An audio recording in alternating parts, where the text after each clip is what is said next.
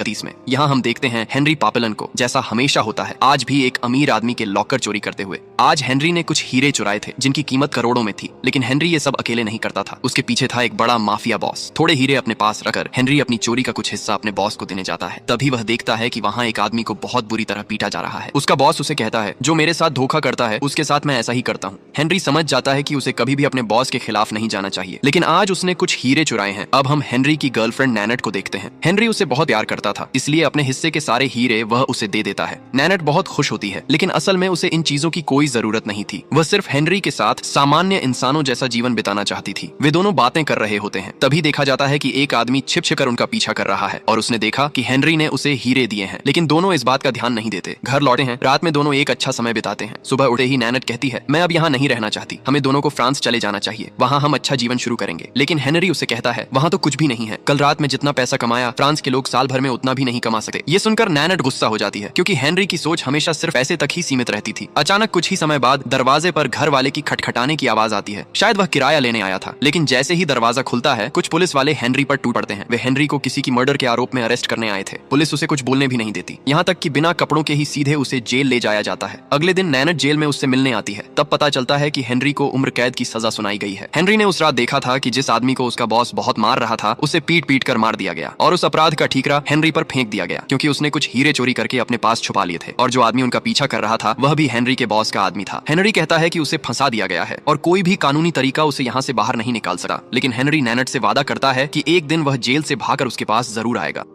उसके पास एक साथी बंदी जुलेट नाम का लड़का हेनरी को बताता है कि यहाँ से भागना मुमकिन है, लेकिन इसके लिए बहुत सारा पैसा चाहिए। हेनरी उसकी बात पर ज्यादा ध्यान नहीं देता। इसके बाद सभी बंदियों के बाल काटे जाते हैं और उन्हें जेल के कपड़े पहनाकर एक लाइन में खड़ा किया जाता है। वहाँ बहुत सारे बंदी थे, लेकिन जुलेट हेनरी को किसी विशेष आदमी की ओर इशारा कर दिखाता है। इस आदमी का नाम है लुइस डेगा। जेल में आने से पहले वह करोड़ों का नकली पैसा बनाता था। उसके पास बहुत